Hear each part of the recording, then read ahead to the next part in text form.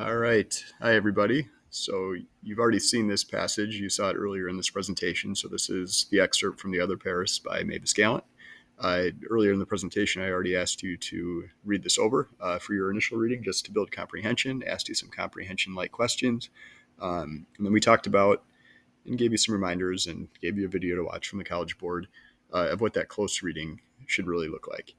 So at this stage, I just want to talk you through what my approach would be and actually give you a concrete example of what I mean by close reading and setting myself up to write an essay. So here's just what you would see if you turn to FRQ2. Now, this was back in 2003, but as we've talked about all the time, FRQs 1 and 2 have two very predictable components when it comes to their prompts, the what and the how.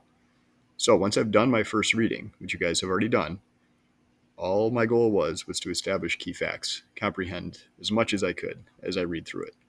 But the second time I go through it, that's where I need to start focusing on annotating for the specific stylistic choices that are going to help me write an effective essay.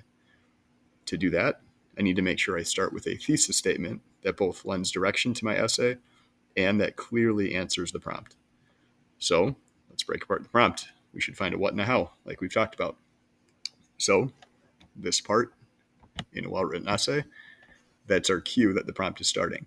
So what we need to do is explain how the author uses narrative voice and characterization to provide social commentary.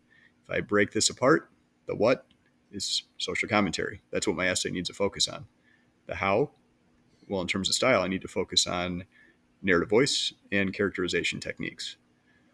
So on a second read, I want you to compare what I did with what you did on yours, but this is what my passage looks like.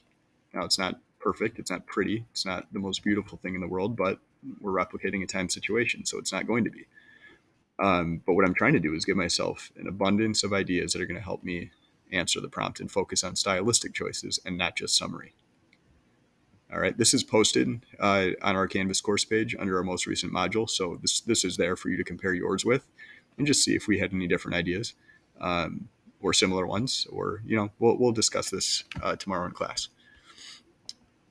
All right, my last step before I actually start writing an essay is make sure that I have a thesis statement and make sure that thesis statement is going to lend me direction so that I can stay focused.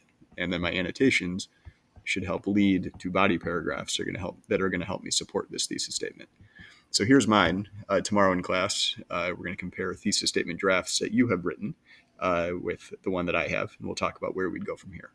But for now, just having one sentence in advance of tomorrow's class is completely fine. My thesis says, using a satirical and playfully critical omniscient voice, Mavis Gallant introduces two hysterically inadequate marital partners to demonstrate the ridiculous societal pressures associated with marriage.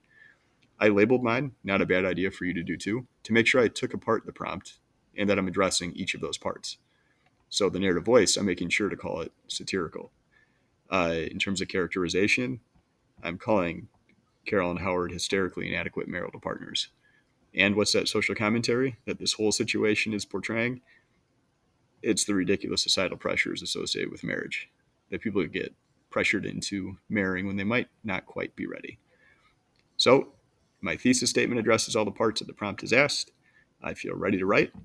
Tomorrow, we'll take the next steps and we'll start to talk about what our body paragraphs could look like. Thank you for watching. Hopefully this was helpful.